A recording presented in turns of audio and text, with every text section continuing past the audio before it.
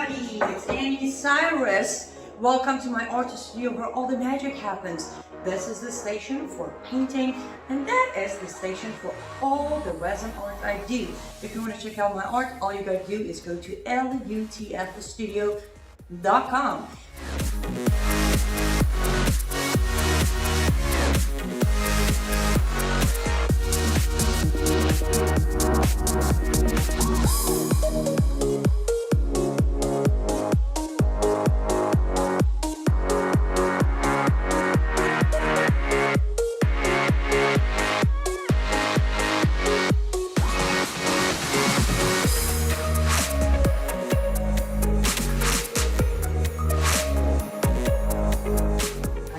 Finish this painting, but I'm sure, or at least I hope, I'll see you at lutfstudio.com. Hello everybody, I decided to just leave Michael on the queue and just not bring him on. I don't know why I decided to do that. No, I'm kidding. I can see him laughing. I'm messing with you, Michael. How's it going? Oh, just another day in paradise over here. You see, the beauty of being the producer is I choose to leave you in the queue and just jump on and talk by myself. Well, you've got the power. Nothing wrong with using it every once in a while. Just a tiny bit. Hi, everybody. Do pardon us for a long delay. We have absolutely been off air for about 2 weeks now. We are back now. Those of you who follow my social media pages, as you know, I was in process of moving again. But this time it was a good move. I am extremely excited, but I'm not going to get into too much detail because we have a very special guest tonight with us. But I will tell you this. I am officially a Texan girl. Oh, yeah. I am in Texas, baby. Yeah.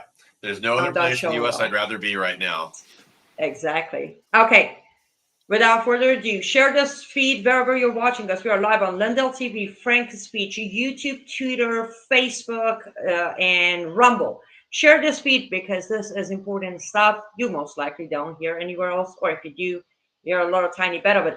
With us this evening, we have a very special guest, Todd Bensman. For those of you who, God forbid, may not be familiar with him, he's the author of a very important book that you can pre-order now, Overrun, How Joe Biden Unleashed the worst, I butchered the name, the greatest border crisis in U.S. history. He's also the Senior National Security Fellow at Center for Immigration Study. Welcome to the program, Todd. Great to be here. Thanks for having me. I do appreciate it. I'm so sorry for butchering your book name. It's okay. And I'm also here in Texas. Which city are you in? I am in Dallas area. All right. I'm in Austin. Oh, you're close. Oh, we should go grab a coffee and then I can pick your brain because, as you know, as Brandon told you, by the way, so I'm going to blame Brandon for what I just did because he always butchers the name of your book and I copy Brandon, so automatically I go butcher. Yeah. And by the way, congratulations. You're #1 right now on Amazon pre-order. Thank you. Yeah, I've been noticing that too. It's an honor. Yeah. Yeah, and it is anyone amazing. who wants to get your first book, America's Covert Border Wars, they better order it fast because there were 6 copies earlier today and they're down to just 5 left. Oh, I need to complain about that. I would. You probably should, but let's just start right here. Tell our audience about your book, the one that they can pre-order, the Overrun. What's happening in that book? And I'm very curious. How did you come to put it together? Right. Overrun is going to be published on February 21st by Post Hill Press, Bombardier Books.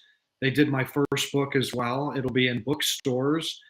And it's available for pre-order. And that book tells the story in reportorial fashion of how this incredible border crisis that we've been in for more than 2 years now got started, what propelled it, how it looked on the ground, how it unfolded, all the different factors that caused it, really how bad it is, and finally how to get out of it when the day comes that we as a nation want to get out of it.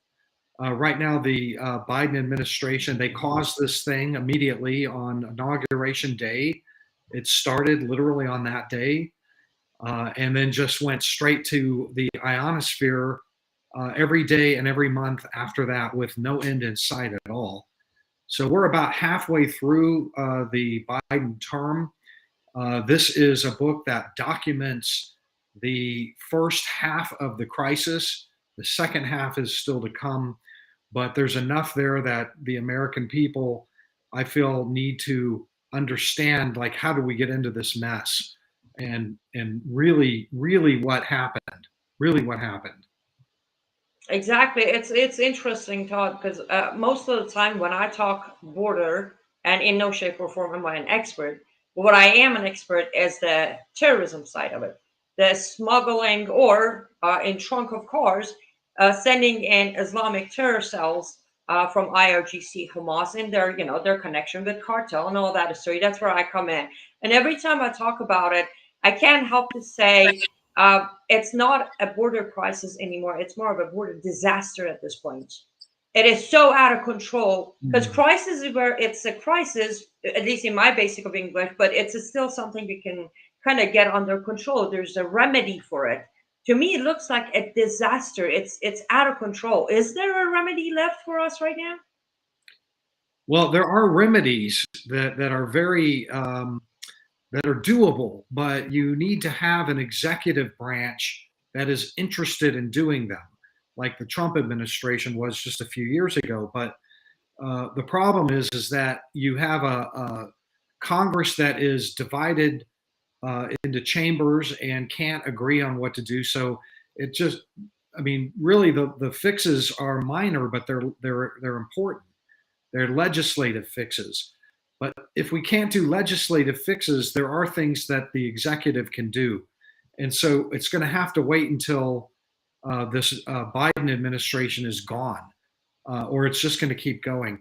We're at, just to give you a sense, I mean, when you have a crisis this large, and what I'm talking about is volume, numbers of people, and the chaos, the pure chaos down there, that is beyond anything in the American experience. I think it may very well be beyond anything in modern human experience. This thing is so vast. So many people are coming in, millions and millions of people pouring over the border every single month and every year, that we've just never seen anything like this. And that level of catastrophe deserves a book. In this environment that we're in right now, it doesn't even get regular media coverage, let alone a book. So this is really the only book that is out there about this thing, and I believe it's a journalistic treatment of this situation. It deserves to have a journalistic treatment, a real one. Very true. I mean, if in any shape or form this was Trump administration, which would be impossible, but it would definitely get a photo op by AOC, going all the way to the border to fake tears for cameras. But when it's Biden administration, not only gets a free pass, but as you said, it's getting covered up. I guess my biggest concern, though, Todd, is by the time Biden term is over, which feels like it's a never-ending term. But by the time it's over, as you said, looking at the numbers, looking at the situation, overrun. We're overran. Like it's that point of if every American would wake up, regardless of their party. And I don't think this crisis at the border has anything to do with individual Americans being Republican, Independent, Democrat. Doesn't matter. This is your home that's being invaded. And none of us here are claiming 100% of these people are going to turn into terrorists or killers or dealers or no, but again, it goes back to the cliche of there's a bowl of M&M, there are five of them poisonous. Are you going to dig in and grab some? No. So not to get too sidetracked because I'm very good at that. My fear is if we can't find anyone in the Congress today, anyone to at least put a hold on it, slow it down somehow, there is not much left to save by end of Biden's term. I mean, on the trajectory that the country's in right now, we're probably looking at somewhere in the order of 7 to 8 million people inside the country in a 4-year span. I mean, this is a monumental, transformational event, a cataclysmic event in U.S. history. It really is. I don't say that lightly. I don't want to be hyperbolic about it. It just, the numbers are nonpartisan. The numbers are the numbers. And you do mention, the national security issues, and that's one of the major issues here is and we've had more people on the terrorist watch list get apprehended crossing that border in the last year and a half than in all of history since we've been tracking that. We've got about 150 that we know of that were already on the FBI's terrorism watch list that we caught. If you consider that we had 1.5 million gotaways in the last couple of years, that's people who, I mean, just like the nomenclature says, they got through past Border Patrol. It's an estimate. It's a lowball estimate. Then you have to assume that there are many more than 150 people on the FBI terror watch list that actually got in undetected and are here. I wrote just the other day a piece about an Iranian they found in the trunk of a car trying to get through. They caught that Iranian. He wasn't on the watch list, but listen, Iranians in car trunks is a bad look. That is not what we want to have happen. We never want to see that sort of thing. Oh, I can't help but to kind of giggle over here. As an Iranian, I can testify. That is not a good sign when you have an Iranian in trunk. Not a good thing. And that's the interesting thing. When you released that, Brandon had you on his program, and before you came on air, he had me on. And I'm looking at your piece that was published. I was looking at the passport, and I mentioned on air with Brandon that, how do we know if this is even a legit passport? And within 24 hours or 48 hours later, it was published by Homeland Security that the passport is fake, that is not his real name. And now they're saying he does look, since they don't have a real name, he looks like someone on the watch list. So that part is still not confirmed if he is or he isn't. And again, one of the things that I always say, coming to this guy, I came here as an immigrant. I came here through proper channels. Yes, it was almost 21 years ago. But I went from Iran to Turkey, waited my turns, did the paperwork, proved who I am, all that good stuff, and came to America. But one thing people don't tend to calculate is, do you understand the cost to be smuggled all the way from Iran to Mexico and then smuggled from Mexico? Do you understand how much money is involved? How is it that someone is trying to make a better life who's oppressed in Iran can afford that much money? That's always my number one question with Iranians being smuggled over the border here. Well, I've met Iranians on the trail coming through to the border. I always ask the question, hey, where do you get that kind of money? $20,000, $30,000, US dollars, by the way. And the answer usually is along the lines of, well, I have relatives in the United States. They're sending me the smuggling fee money. Okay, it's very likely that that's true in a lot of cases. But a government like Iran would happily put up whatever smuggling money they had to get an espionage agent across that border. We know that there are Iranian spies all over the United States and Europe and everywhere else. They're here already, and it makes perfect sense that in these conditions that they would want to send some more in. They don't like us over the border. They don't like us. They are vowing to retaliate against us for the 2020 Hellfire missiling of General Qasem Soleimani. And they are not our friends. They are not even our frenemies. They are our enemies, that nation. Yes, exactly. So and they, of course, have the ability to forge a passport. They're the government, so they can take whoever they want, issue a new passport, something that's not on a watch list, and send the person through. And again, like this guy going through the trunk of the car and trying to sneak over in the trunk of a car, they may not cross with the main groups. They're going to try to cross in an area that's less detected and try to get through as a gotaway. And right now, it's just the whole situation is so overwhelmed. I imagine it has to make it easier too. If you're trying to smuggle somebody in that's here to do us harm, they're probably not going to come through these other ports of entry that are already being flooded with people coming up from Mexico. Yeah, absolutely. You're correct. I mean, my first book is America's Covert Border War, and it's all about the threat of jihadist infiltration over that border. That published in 2021 before we even had a massive breakdown, a collapse of our border defenses like we have now. And I have a big update in Overrun of America's Covert Border War about new happenings, things that we've seen come across that border since then. The chapter is called Terrorists in the Wire, and there's another chapter called of Strangers, Warlords, and Spies, also about the vulnerability that we face with a border that is this completely voluntarily collapsed.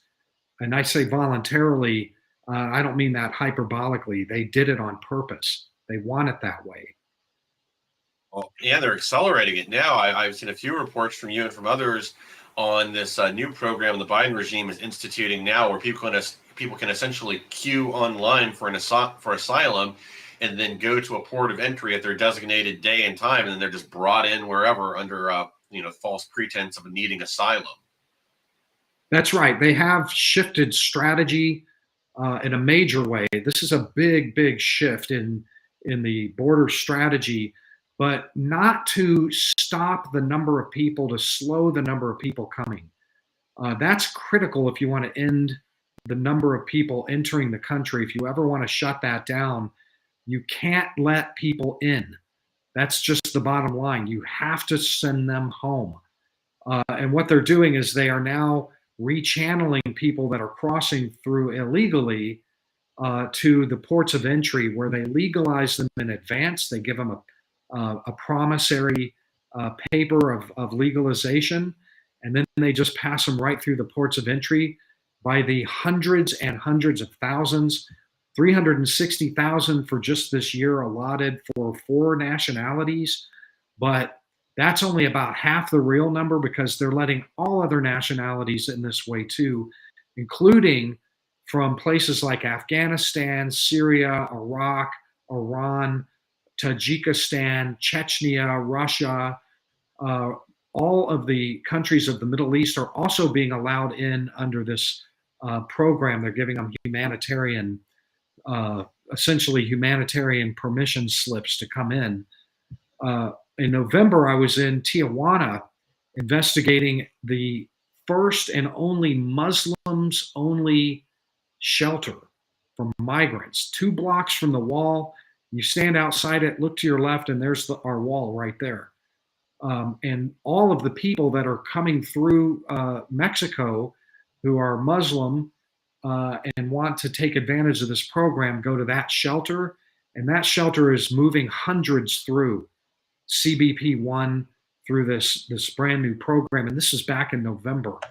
So the 360,000 that they're talking about is probably more like 700,000 when all is said and done. They're not telling you about all the other nationalities that they're letting through this way. And one last thing, if I don't mean to pontificate here, but this really pisses me off as an American, is that they are the big selling point is we do a big background check on every one of these people that get rubber stamped for the passage over through the ports of entry. And I would just say that you can't do a background check on Iranians. You can't do a background check on Syrians or Venezuelans or Cubans or half of any of these countries from Africa or Haiti or anything. For one, because we're either diplomatically estranged from those countries. Venezuela, Syria, and Iran are not going to help us out with a background check. They're not going to say, all right, this guy's a spy for us or anything like that. And they're not going to take them back either. So their main selling point on the security background check is completely bogus. Well, I agree. Well, we can. I don't think we can do background check with Iraq and Afghanistan and Pakistan or any of that either. But I guess back to what you were saying just now about the Uzbeks and Tajiks and all that. Two questions I have. Number one, in any shape or form, I will say this because I am sick and tired of the cards that are being played against us. If this shelter was for Christians only, if it was helping the Christians who are being heavily persecuted in Middle East by Muslim governments, they would be labeled racist and all sort of names because it's exclusive to group of Christians. But it's okay if it's for Muslims only, right? We're just going to look away and say it's all right because I think it's discrimination. What if one of these people is a real Christian who's being persecuted in the Middle East? The shelter is going to be like, oh no, we just do Muslims. Why? Yeah, well, that's a good point. I mean, you're right. There are some Christians that are coming in, Kurds are coming through, but yeah, I mean that in this case it's okay. So nobody, Double standards. the media reporting about that Muslims only shelter has been very laudatory, and none of it has attempted to do a national security analysis about it. My piece does a full bore national security analysis about that place. If you want to look at it, you can see it at CIS Center for Immigration Studies.org. I've got a video about it, and I've written a really long, in-depth analysis about that place. I interviewed that shelter's director at length, gave me a full interview, and we address it as best we can.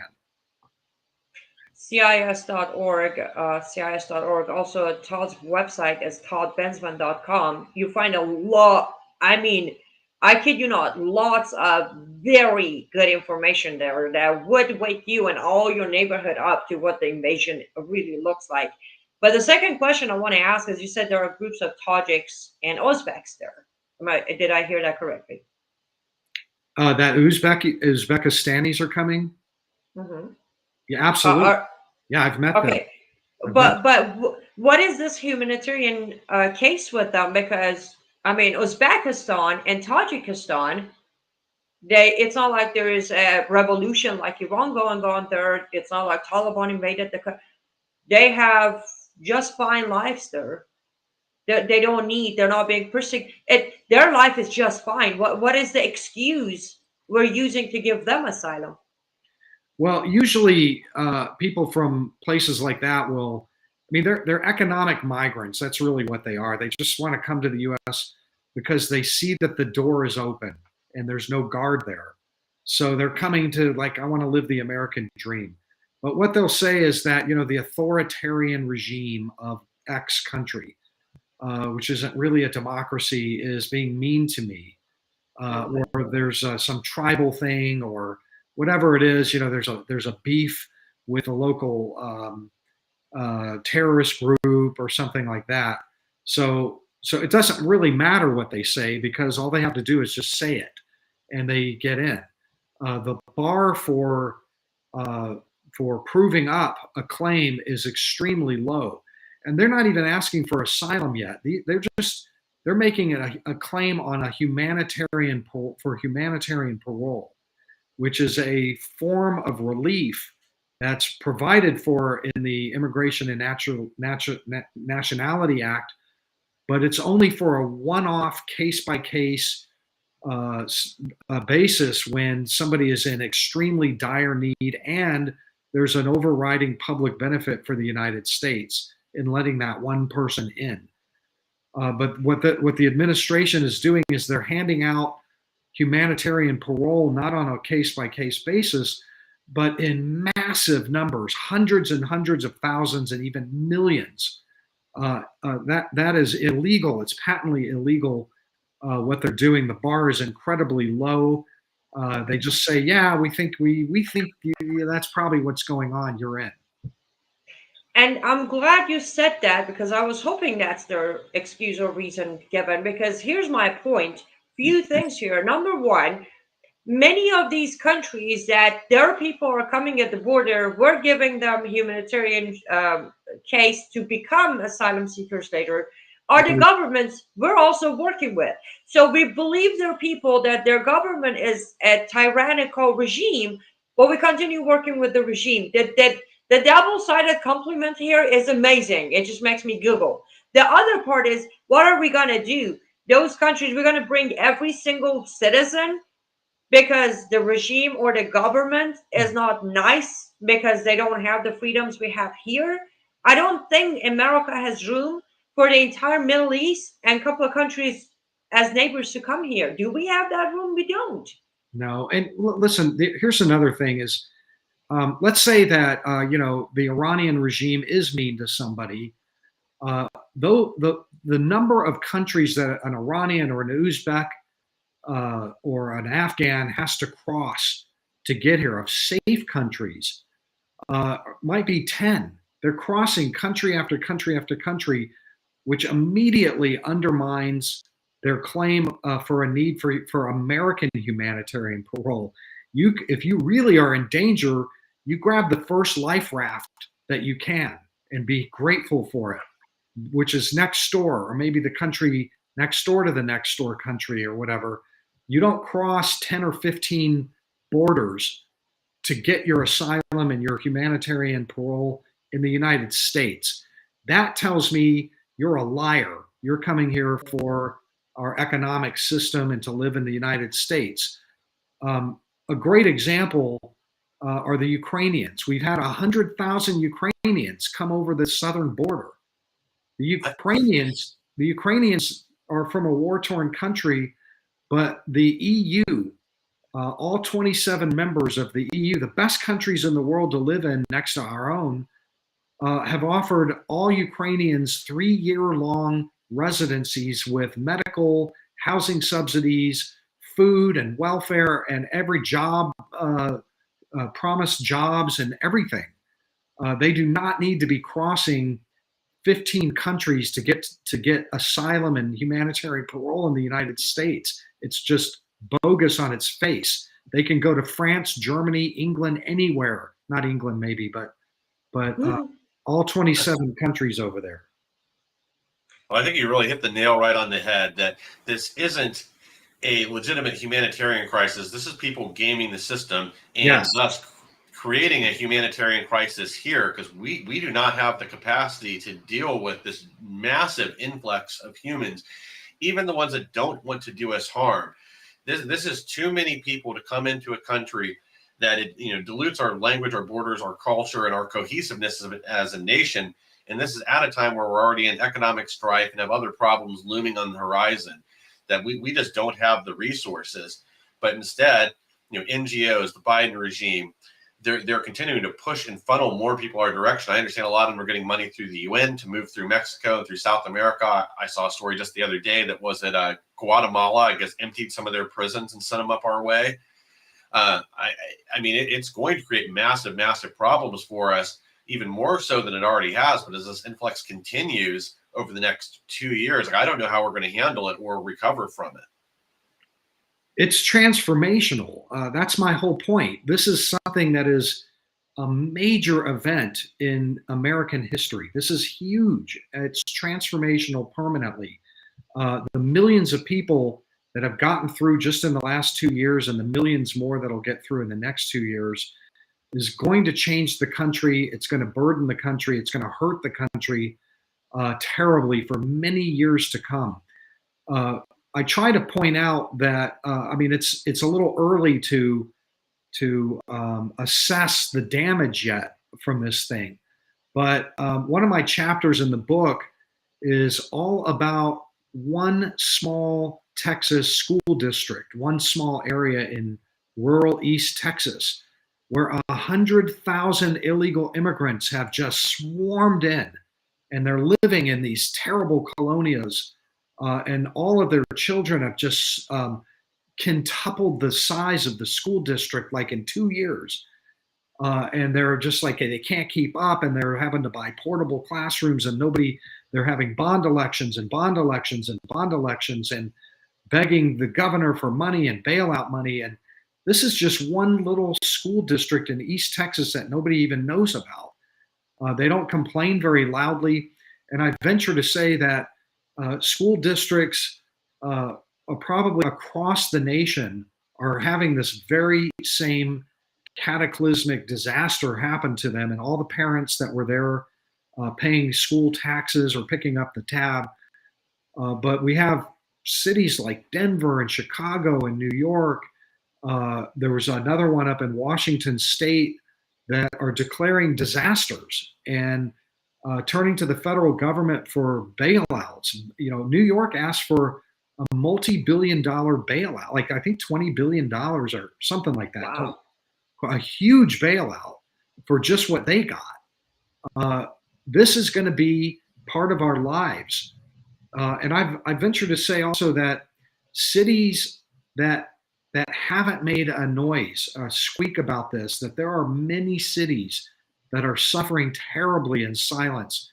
These are unfunded mandates that they take care of just tens of thousands of poor, needy, uneducated, unskilled people that can't even speak the language. And they're just coming in and give us your hospitals. We're sick.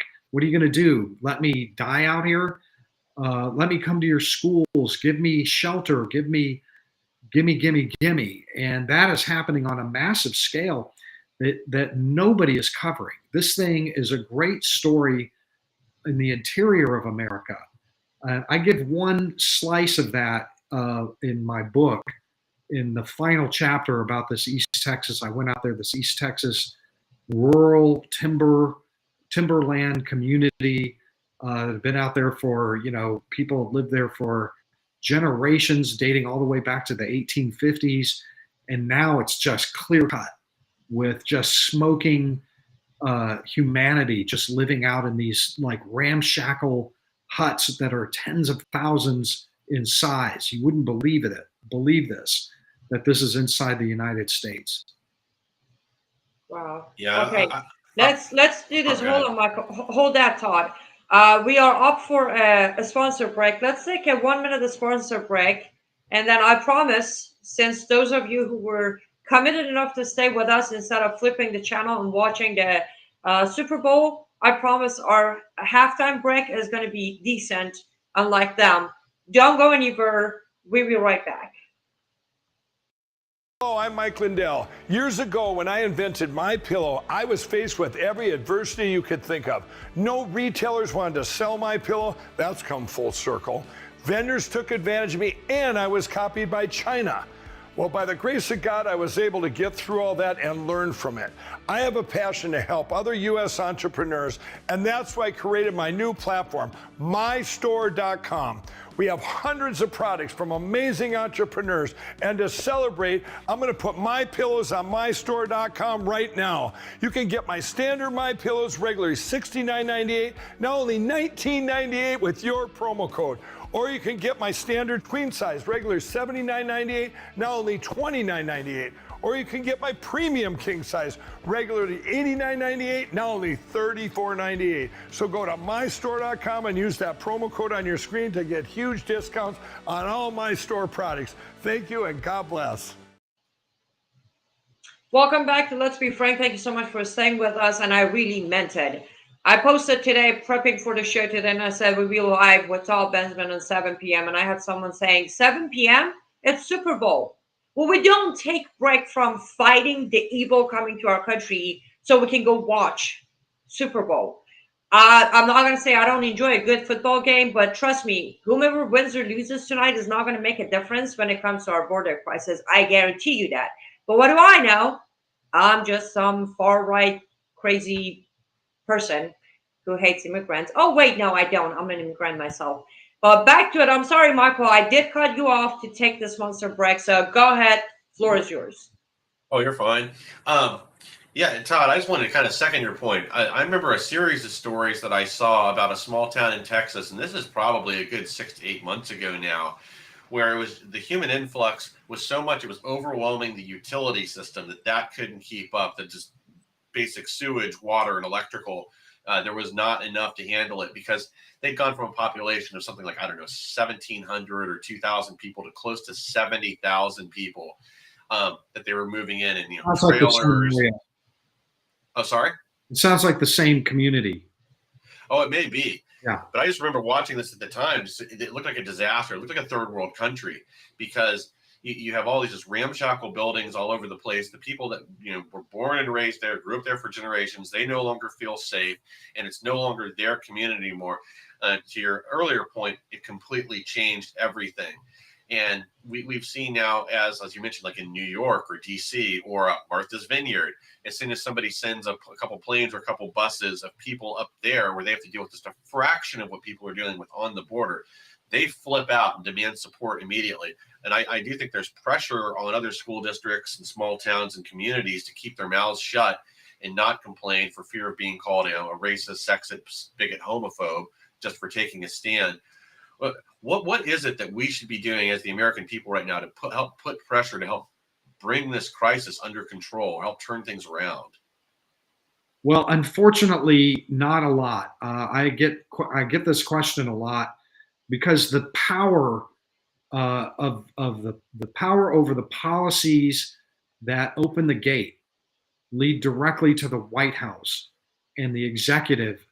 And so there's not a lot that rank and file can do. There is a small opportunity here, though, with the House controlled or the Republican controlled chamber in the House of Representatives, in that they could gum up some funding for the programs to move those immigrants into the country.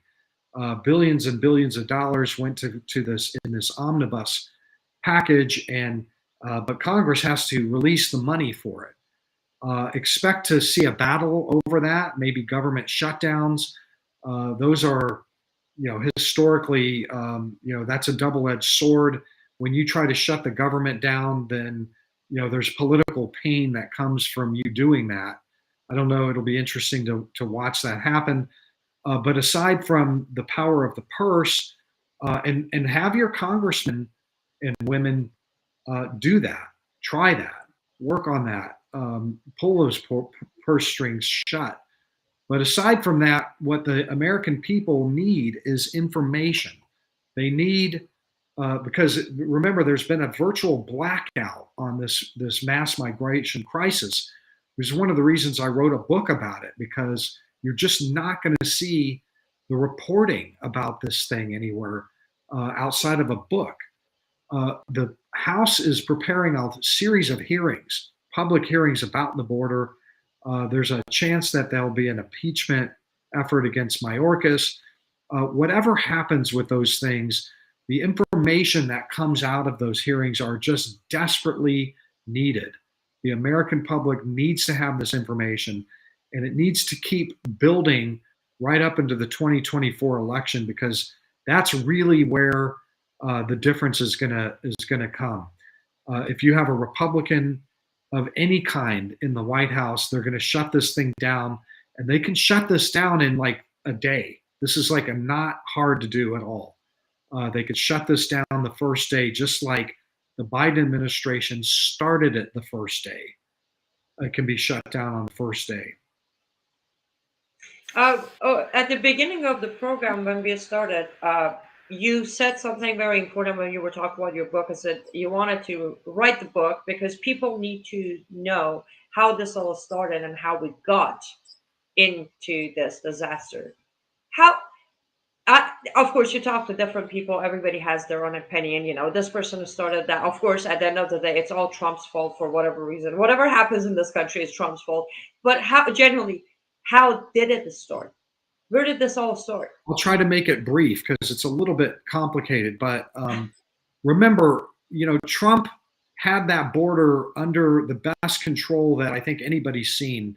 Maybe 20,000 a month apprehended. It's just to give you an idea, it's 250,000 a month now.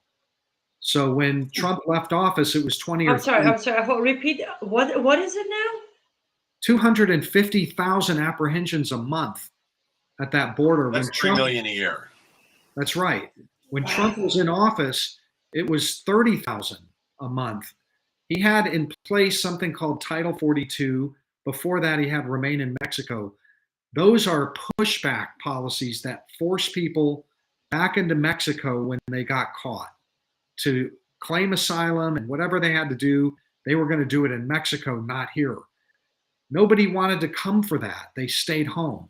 People stayed home because they wanted to be allowed in. It's that simple. What happened when, after the election, Biden made exemptions, huge exemptions for family groups under Title 42. So they were not going to apply Title 42 to family groups. And so on the very first day, those exemptions took place, and you had hundreds of thousands of families crossing in. The reason why it was families is because the Mexican Parliament, 2 days after the American election, passed a secret law, or I should say secretly passed a law, that required Mexico to release from detention all of the families by the time Biden took office. So it was a delayed fuse. They passed it 2 days after they confirmed that Biden had won. And then it would take effect 60 days later, close to Inauguration Day and the transition of power, where Trump couldn't do anything. That released those hundreds of thousands of families to the border just in time for Biden to take office. Biden made an exemption for those people, and it was on. They also made exemptions for unaccompanied minors. So we've got 300,000 unaccompanied minors through. And for pregnant women that were that were 7 months pregnant, they got a free pass into the country. So the whole world saw that on Inauguration Day, families with young kids were being let in permanently into the interior. They cross the border, they get in. So of course, they all sold everything they had, borrowed whatever money they could, and hit the road to get there before it closed. And it never closed. So those people rushed forward in part because of this secretive Mexican law that Obrador's, the president of Mexico, his party engineered this with a bunch of American NGOs before Trump left. And then Biden let them in. And so it was on. Okay, if you both would give me just like a minute to go off here. It's a little complicated, but it's all explained. It's actually, that's, for me, it's not taught, because what you just told me, I'm going to explain it this way on why, like, I feel like there are thousands of bees flying in my head right now.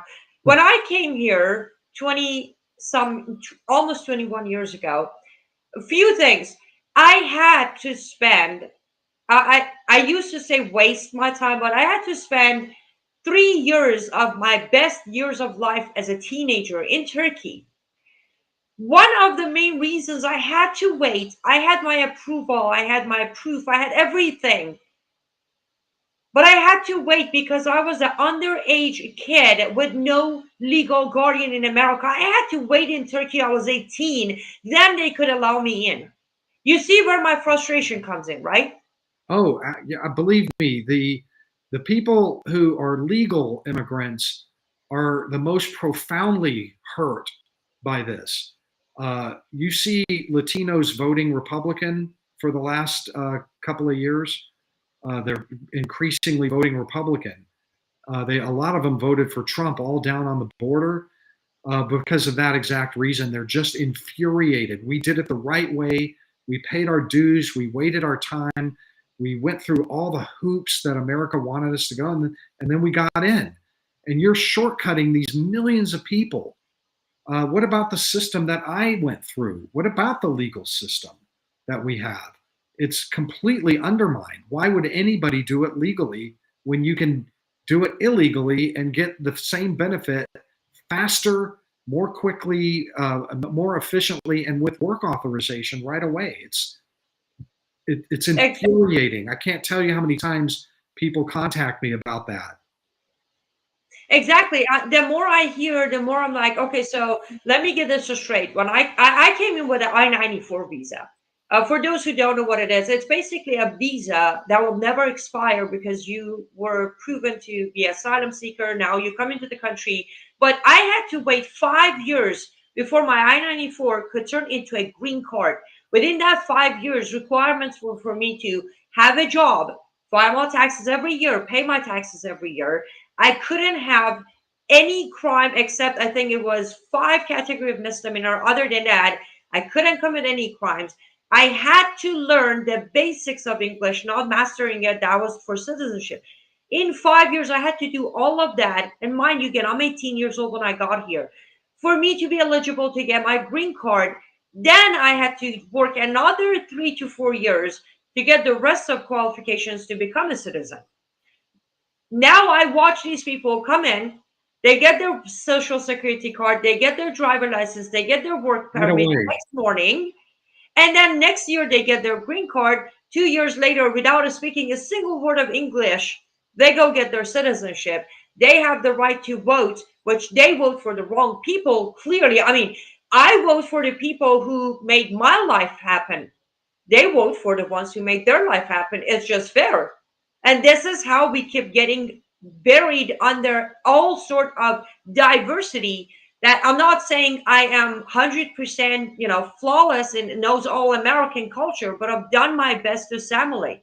But I look around and most of the latest 5 years, 10 years, people coming in, they don't bother to even speak English. They don't bother to read a single line of our Constitution. And you look, I'm wrong, racist. That's where our culture is going. Right. Well, that's part of the transformational change that's happening. You're having, when you have millions and millions of people forming these enclaves, these huge enclaves that are needy enclaves, you're going to change the character of the country. You're going to, there's a cultural change, there's a cultural shift. I don't know that all of them are going to vote Democrat I mean, they're letting a lot of Cubans in right now.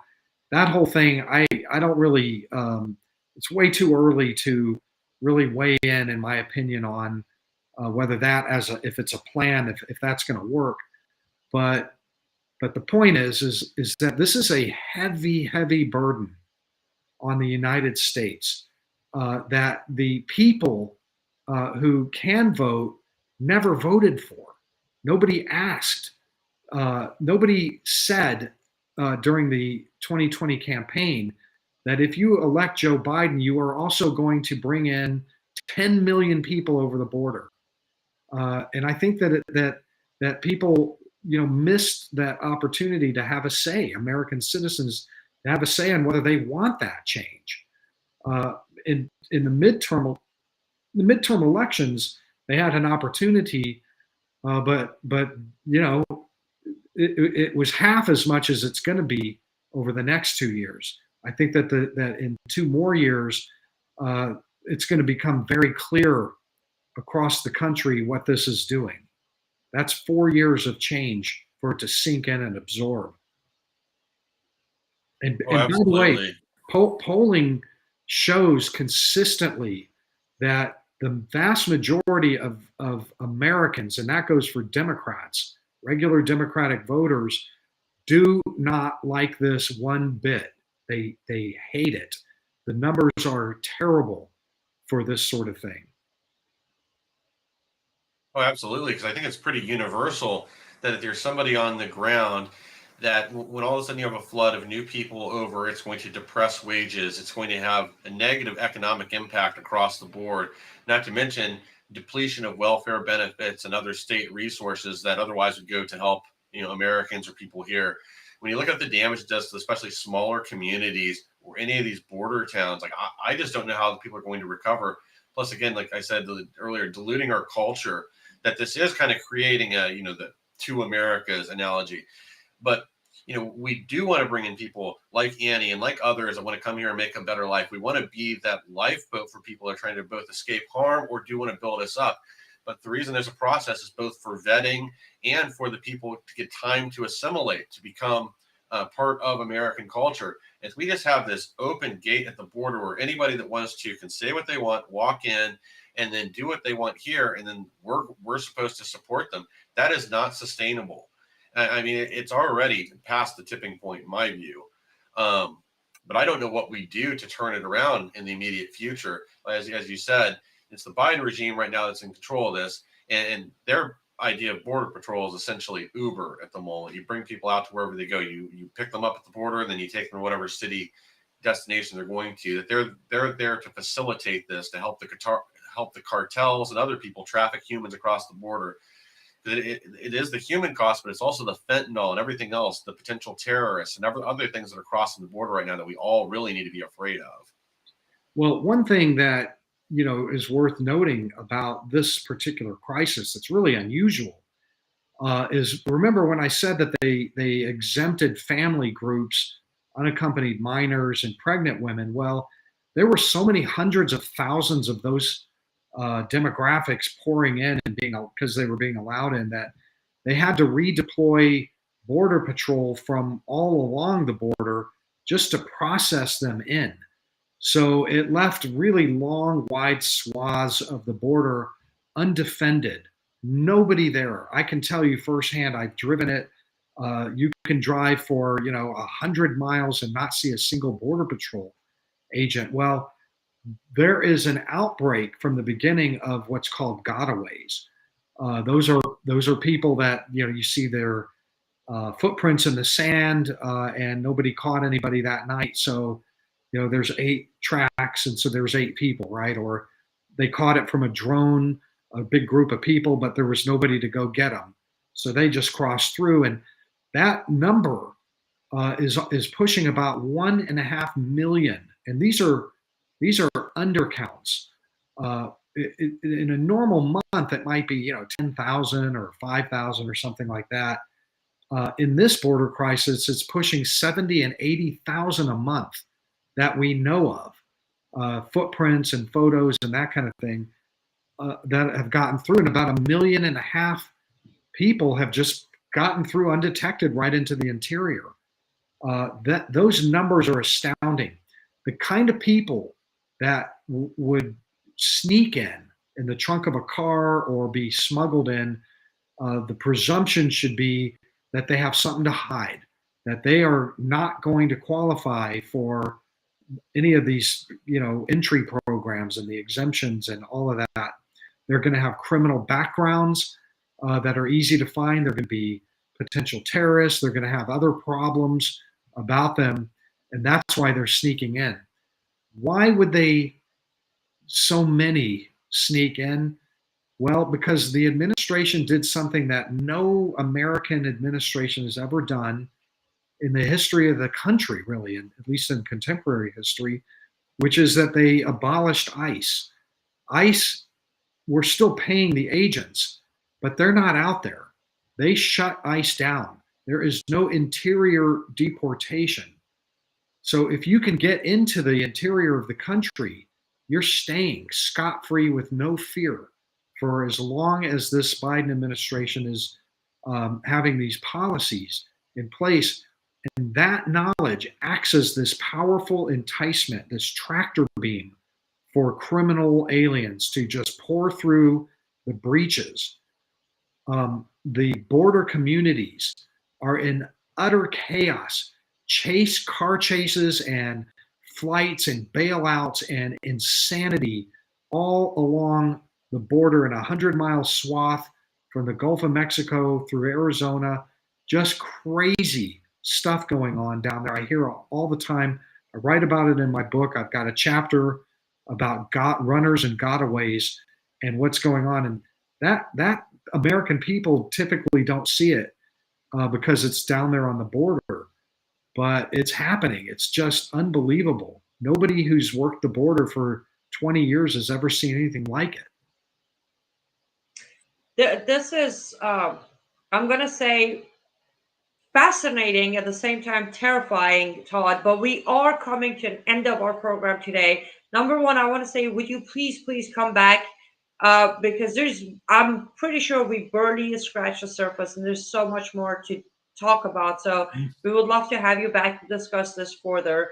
But let's, just in case for those who just joined us, name of your book, where they can get it, and your website. The book is coming out February 21. It'll be in bookstores. You can pre-order it on Amazon or anywhere else. I just found it on the Harvard bookstore. You can even order it there if you want. Um, Wow. and it'll be in bookstores around the country. It's called Overrun: How Joe Biden Unleashed the Greatest Border Crisis in U.S. History. It is that. And you can follow me on Getter, T. Bensman at Getter, or Truth Social. And my website is toddbensman.com. All of my writings and all my stuff is there. That's fantastic. If you would take 1 minute and talk to your fellow Americans, as an American who's informed on the situation, and I know you already said people need information, but what would be your 1 minute words of wisdom to your fellow Americans before we leave them tonight with this show? Oh, well, that's a tall, that's a tall order. I've got 1 minute to do that. Well, I mean, I guess I would just say on this border crisis business, um, be patient. It's a lot of people are frustrated. I live in Texas. I speak to a lot of groups here in Texas, and the frustration level is in the red zone. People just cannot take it. But you're just going to have to. It's going to be another 2 years of this. And vote for the people who will shut it down. Make noise now. Watch the hearings in the Republican-controlled House. They're going to be fascinating. They're going to be subpoenaing people. They're going to be having people hauled up in front of for the first time since they started this onto the podium, and they'll be questioned by men and women that know how to question on this thing. Educate yourself. If you want to know what's happening in your community, I guarantee you your community is reeling under this, and your local press isn't saying it. Google for kicks, wherever you're hearing this, the name of your school district and portable classrooms or bond elections, and you'll see it. Every school district in America, any big city and even medium-sized cities are paying for this now. Check out your hospital and see how what its financial health is like. You're having hospitals across the country start to go into bankruptcy over this, just pouring all their medical attention to uninsured migrants. And this is just the start. Every aspect of your life is going to change from here on. Check your tax rates.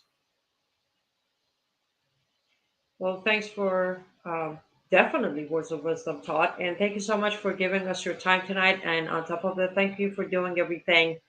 I know you travel a lot to the border. We appreciate everything you do. And I can't wait to grab that cup of coffee with you and see if I can be of help in any shape or form. Absolutely. I'm happy to come back. And when we're offline, let's trade information. I'm coming up to Dallas here pretty soon. So. Oh, that's fantastic. Yes, we should do that. And to our lovely audience on all platforms, we always appreciate you being here. Remember, you can support us by going to liveuptofreedom.com, liveuptofreedom.com. All platforms, all clicks, all the links, artist store, everything is there. Just go to liveuptofreedom.com. And I will come back tomorrow.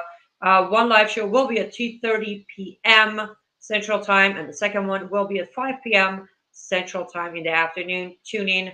Don't miss it on all normal platforms. Michael, I'll let you close the show on our audience.